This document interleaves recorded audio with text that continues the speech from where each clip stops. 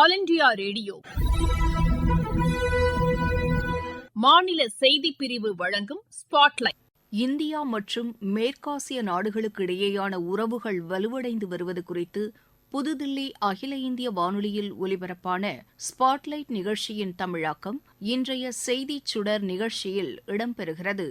பங்கேற்பாளர்கள் முன்னாள் தூதர் திரு அனில்குமார் திரிகுணாயத் மற்றும் தொகுப்பாளர் சிம்ரன் சோத்தி. கடந்த 10 ஆண்டுகளில் ஐக்கிய அரபு எமிரேட்ஸ், சவுதி அரேபியா, கத்தார் உள்ளிட்ட நாடுகளுடனான இந்தியாவின் உறவு வலுவடைந்துள்ளது என்று கூறி தொகுப்பாளர் சிம்ரன் சோதி விவாதத்தை தொடங்கினார். கத்தாரில் தண்டனை விதிக்கப்பட்ட முன்னாள் கடற்படை வீரர்கள் விடுவிக்கப்பட்டது குறித்தும் அவர் குறிப்பிட்டார். குறிப்பாக இந்தியா தற்போது அனைத்து மத்திய கிழக்கு நாடுகளுடனும் சிறந்த உறவுகளை கொண்டுள்ளது என்று கூறிய அவர், இதை நீங்கள் எவ்வாறு பார்க்கிறீர்கள் என்று கேள்வி எழுப்பினார். இதற்கு பதிலளித்த முன்னாள் தூதர் திரு அனில்குமார் திரிகுணாயத், இந்த நாடுகளுடன் இந்தியாவுக்கு ஒரு வரலாற்று ரீதியான உறவு மற்றும் ஒத்துழைப்பு உள்ளது என்றார். இந்த உறவுக்கு ஆயிரக்கணக்கான ஆண்டுகள் பாரம்பரியம் உள்ளது என்று அவர் தெரிவித்தார். ஓமன் மற்றும் வேறு சில நாடுகள் வழியாக ஐரோப்பாவிற்கு செல்லும் கடல் வழிகள் அப்போதே இருந்ததாக அவர் கூறினார். இப்போது மீண்டும் இந்தியா மத்திய கிழக்கு ஐரோப்பா வழித்தடத்தை உருவாக்க நடவடிக்கை எடுக்கப்பட்டுள்ளதாக அவர் தெரிவித்தார். வணிகங்களை பொறுத்தவரை எப்போதுமே இணைப்பு வலுவாக உள்ளது என்று அவர் கூறினார். இதில் சுவாரஸ்யமான அம்சம் என்னவென்றால், 1970ஆம் ஆண்டுகள் வரை இந்திய ரூபாய் அந்த நாடுகளில் சட்டப்பூர்வமாக இருந்தது என்று குறிப்பிட்டார். பிரதமர் திரு நரேந்திர மோடியின் முயற்சிகளால் இப்போது அது புத்துயிர் பெறுவதாக அவர் கூறினார். அந்த நாடுகளில் UPI மற்றும் இந்திய ரூபாய் ஏற்கப்படுவதை நாம் பார்ப்பதாக அவர் கூறினார். இடைப்பட்ட காலத்தில் பல ஆண்டுகளாக இந்த நாடுகளுடனான ஒத்துழைப்பு மற்றும் உறவில் மிகப்பெரிய இடைவெளி ஏற்பட்டது என்று தாம் கருதுவதாக அவர் குறிப்பிட்டார். உயர்மட்ட பயணங்கள் மற்றும் கலந்துரையாடல்கள் நீண்ட காலமாக இல்லை என்றும் அவர் கூறினார். 1982ஆம் ஆண்டில் மறைந்த பிரதமர் இந்திரா காந்திக்கு பிறகு 2008ஆம் ஆண்டு வரையிலான காலத்தில் எந்த இந்திய பிரதமரும் இந்த நாடுகளுக்கு பயணம் மேற்கொள்ளவில்லை என்று அவர் குறிப்பிட்டார்.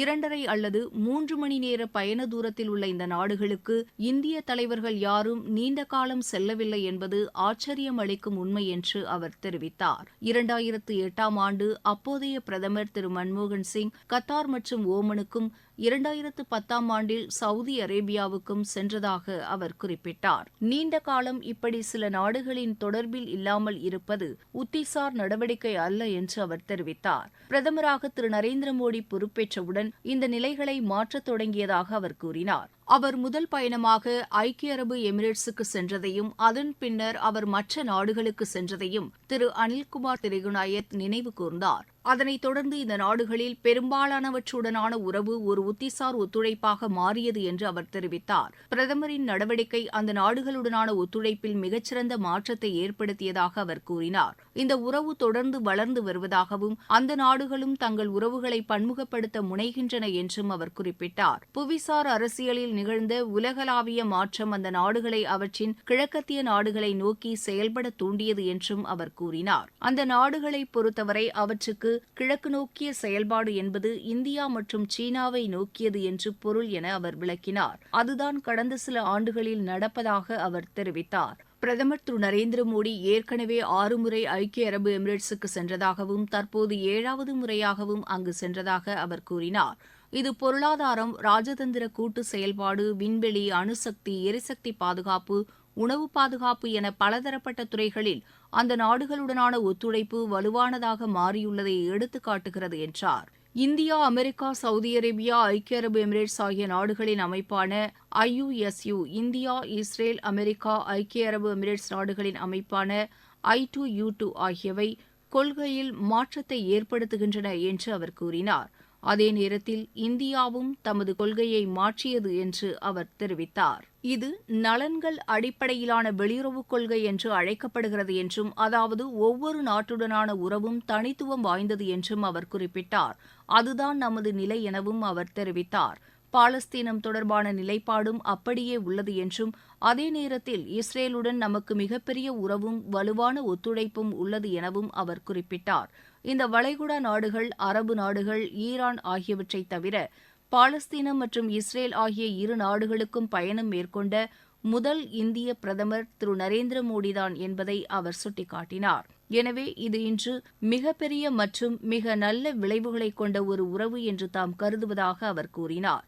3 அம்சங்களான எரிசக்தி, பொருளாதாரம் மற்றும் வெளிநாட்டு உறவு ஆகியவற்றை முக்கிய அடிப்படையாக கொண்டு இந்த உறவுகள் அமைந்துள்ளன என்றும் அவர் தெரிவித்தார். இப்போது நமது உறவுகள் வளர்ந்துள்ள விதம், ஆழமடைந்துள்ள விதம், பரஸ்பர ஒத்துழைப்புகள் அதிகரித்துள்ள விதம், மண்டல ஸ்திரத்தன்மை, இருதரப்பு உறவு, உலகளாவிய சூழல் ஆகிய அனைத்தையும் கணக்கில் எடுத்துக்கொண்டு பார்க்க வேண்டியது அவசியம் என்று அவர் கூறினார். பிரதமர் திரு நரேந்திர மோடி கடந்த முறை ஐநா பருவநிலை உச்சி மாநாட்டுக்காக அபுதாபி சென்றது அந்நாட்டில் அவர் மேற்கொண்ட 6வது பயணம் என்று தெரிவித்தார். அந்த நேரத்தில் அவர் கத்தார் ஆட்சியாளர் திரு ஷேக் ஹமீனுடன் பேச்சு நடத்தியதை அவர் சுட்டிக்காட்டினார். சிறையில் இருந்த நமது கடற்படை வீரர்கள் குறித்தும் பிரதமர் பேசியிருப்பார் என்று நம்புவதாக திரு அனில்குமார் திரிகுணாயத் கூறினார். கத்தாருடனான ராஜதந்திர பேச்சுவார்த்தைகளை தொடர்ந்து இரு நாடுகளுக்கும் இடையேயான உறவு மேலும் வலுவடைந்தது என்று அவர் கூறினார். இந்த சூழலில் நமது முன்னாள் கடற்படை வீரர்கள் கத்தார் சிறையில் இருந்த இந்த சோகமான சம்பவத்தில் நல்ல முடிவு ஏற்பட்டு அதில் மகிழ்ச்சி அளிக்கும் முடிவு கிடைத்ததை நாம் பார்ப்பதாக அவர் குறிப்பிட்டார். ஏற்கனவே பல முக்கிய ஒப்பந்தங்கள் மற்றும் பிற விஷயங்களுடன் ஒத்துழைப்பில் நல்ல முன்னேற்றம் ஏற்பட்டுள்ளது என்று திரு அனில்குமார் திரிகுணாயத் தெரிவித்தார். விவாதத்தை தொடர்ந்த தொகுப்பாளர் சிம்ரன் சோதி, உயர்மட்ட பயணங்களை நீங்கள் எவ்வாறு மதிப்பிடுகிறீர்கள் என்று வினவினார். இதற்கு பதிலளித்த முன்னாள் தூதர் திரு அனில்குமார் திரிகுணாயத், இந்தியா ஐக்கிய அரபு எமிரேட்ஸ் உறவு இது இந்த மண்டலத்தில் மிக முக்கியமான உறவு என்று கூறினார். குஜராத் உச்சி மாநாடு, G20 உச்சி மாநாடு போன்றவற்றுக்கு இந்த நாடுகளின் தலைவர்கள் வந்ததை குறிப்பிட்டார். G20 ஒரு பகுதியாக சவுதி அரேபியா உள்ள நிலையில் ஓமன், ஐக்கிய அரபு எமிரேட்ஸ் மற்றும் எகிப்து நாடுகளுக்கு சிறப்பு அழைப்பு விடுக்கப்பட்டு இருந்ததை அவர் நினைவு கூர்ந்தார். இந்தியாவில் நடைபெற்ற G20 உச்சி மாநாட்டில் பங்கேற்ற மற்ற 3 நாடுகளும் எமது உத்திசார் ஒத்துழைப்பு நாடுகள் என்று அவர் தெரிவித்தார். இந்தியா உணர்வுபூர்வமாக மேற்கு ஆசியா மீது கவனம் செலுத்துகிறது என்றும் இந்த அரசின் சிறந்த வெளியுறவுக் கொள்கைகளில் அதன் மேற்கு ஆசிய கொள்கை முக்கியமானது என்றும் அவர் கூறினார். தற்போது ஐக்கிய அரபு எமிரேட்ஸ் நமது 3வது பெரிய வர்த்தக நாடாக உள்ளதை அவர் சுட்டிக்காட்டினார். 33 லட்சத்துக்கும் அதிகமான மிகப்பெரிய எண்ணிக்கையிலான இந்திய வம்சாவளியினர் ஐக்கிய அரபு எமிரேட்ஸில் வசிப்பதாகவும் அவர் கூறினார்.